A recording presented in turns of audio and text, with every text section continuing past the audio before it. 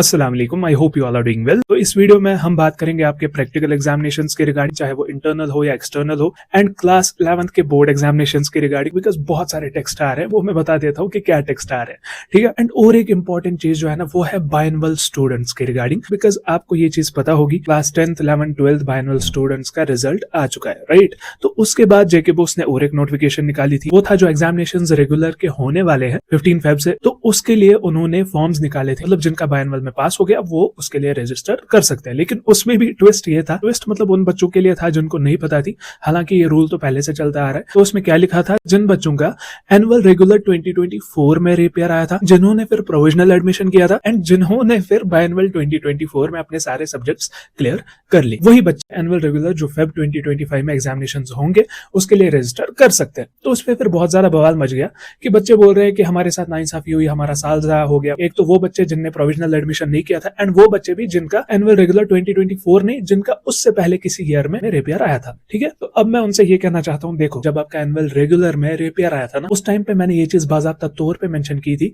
कि अपना provisional admission करा लो, मतलब जिनका रेगुलर 2024 में रेपियर आया था। अब उन्होंने प्रोविजनल एडमिशन नहीं किया, वो उनकी खुद की गलती है, वो जेके बोस या किसी की गलती नहीं है, उनके साथ कोई नाइंसाफी नहीं है। जिनने प्रोविजनल एडमिशन किया होगा वो फॉर्म भर सकते हैं, चाहे उनको 11th का फॉर्म भरना हो या 12th का फॉर्म भरना हो। लेकिन अब बात आती है वो बच्चे जिनका 2024 से पहले रेपियर आया था। देखो आपको भी मैं ये कहना चाहता हूँ, आपने फॉर एग्जाम्पल, मैं एग्जाम्पल लेता हूँ, किसी का 2023 में रेपियर आया, मैंने उस टाइम पे भी ये बोला था कि आप प्रोविजनल एडमिशन करो। अब एग्जाम्पल लेते हैं, किसी बच्चे का उस टाइम एनुअल रेगुलर 2023 में रेपियर आया, उसने फिर प्रोविजनल एडमिशन भी किया एंड बायनवल 2023 में वो अपीयर भी हो गया। तो मैंने उस टाइम पे भी ये चीज मेंशन की थी, अगर आपका बायनवल में पास हो जाता है ये सब्जेक्ट तो आपका प्रोविजनल एडमिशन कंटिन्यू हो जाएगा, एंड अगर आपका बायनवल में वापस से रेपियर आ जाता है तो आपका प्रोविजनल एडमिशन कैंसिल हो जाएगा। ये चीज तो पहले ही मेंशन की थी, ये चीज तो 2022 वाले बच्चों के लिए भी है, उससे पहले वाले बच्चों के लिए भी है। अब तो आपका प्रोविजनल एडमिशन होगा नहीं, दैट इज व्हाई आप इस एग्जामिनेशन के लिए एलिजिबल नहीं हो जो एनुअल रेगुलर 2025 मतलब फेब 15 से स्टार्ट होने वाला है, ठीक है। तो आई होप आपको समझ में आ गया होगा। हालांकि मैंने जेके बोस ऑफिशियल से भी ये पूछा, कुछ तो ऐसा प्रोविजन होगा जिसमें मतलब ये बच्चे एलिजिबल हो जाए। उन्होंने क्लियरली बोला नहीं, ऐसा कोई भी प्रोविजन नहीं है। ये जो फ्रेशर जिनका एनुअल रेगुलर 2024 में रेपियर आया था एंड उन्हें प्रोविजनल एडमिशन किया था, अब उन्हें बायनवल 2024 में सारे सब्जेक्ट पास कर लिए, वही बच्चे बस एलिजिबल है इस चीज के लिए, ठीक है। तो ये रही इस चीज की बात। आई डोंट थिंक कि इसका कोई और सोल्यूशन है। देखो रूल इज रूल, मैं आपको ये नहीं बता सकता कि चलो मेल डालो फिर कुछ होगा, नहीं, ये रूल है तो रूल ऐसे ही रहेगा। तो ये रही बात इस चीज की। अब हम बात करते हैं प्रैक्टिकल एग्जामिनेशंस की। तो आपकी जो इंटरनल प्रैक्टिकल एग्जामिनेशंस है वो तो ऑब्वियसली स्कूल्स में होता है, वो तो मतलब आपके एग्जामिनेशन से पहले ही कंडक्ट किए जाते हैं। बाकी फिर स्कूल टू स्कूल डिपेंड करता है कि कौन कैसे वो कंडक्ट करता है, ठीक है। आई होप यू गॉट इट। तो अब हम बात करते हैं आपके एक्सटर्नल एग्जामिनेशन की, मतलब एक्सटर्नल प्रैक्टिकल एग्जामिनेशन की। बहुत सारे बता रहे थे कि हमें बोल रहे हैं कि आपके एग्जामिनेशन मतलब फाइनल एग्जामिनेशन से पहले ही होगा आपके प्रैक्टिकल एग्जामिनेशन एक्सटर्नल, ठीक है। देखो इंटरनल एग्जामिनेशन जो स्कूल्स खुद से कंडक्ट कराते हैं वो आपके एग्जामिनेशन से पहले होंगे, मतलब जो आपका एनुअल रेगुलर होगा उससे पहले होंगे। लेकिन जो आपके एक्सटर्नल एग्जामिनेशंस है, एक्सटर्नल प्रैक्टिकल एग्जामिनेशंस,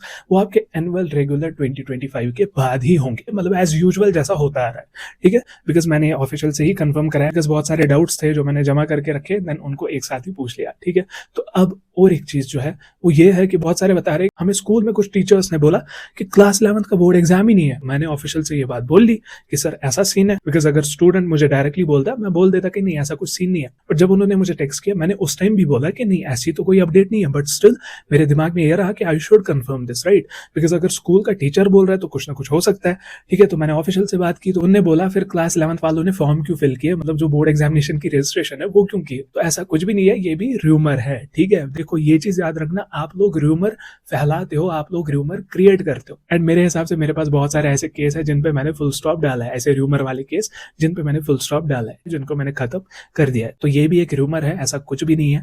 अगर ऐसा कुछ भी हो तो आपको मेरी चैनल पे पहले ही वीडियो मिल जाएगी। बाकी जो बायनवल के बच्चे हैं वो कमेंट्स में जरूर मेंशन करें कि आपका किस ईयर में रेपियर आया था, एंड जो रेगुलर वाले बच्चे हैं क्लास 10th 11th 12th आप कमेंट्स में जरूर मेंशन करना कि आपके गोल्डन एग्जाम्स हो गए एंड प्रैक्टिकल एग्जाम्स वो मेंशन कर देना कि इज इट डन और अभी होने वाले हैं, ठीक है। बाकी इस वीडियो को लाइक और शेयर जरूर करें, शेयर करें हर एक बच्चे के साथ, और साथ ही साथ हमारी चैनल को सब्सक्राइब जरूर करें ताकि आपको ऐसे बेनिफिशियल वीडियोस और लेटेस्ट अपडेट्स मिलती रहे। सो मिलते किसी और वीडियो में, तब तक के लिए अल्लाह हाफिज, टेक केयर।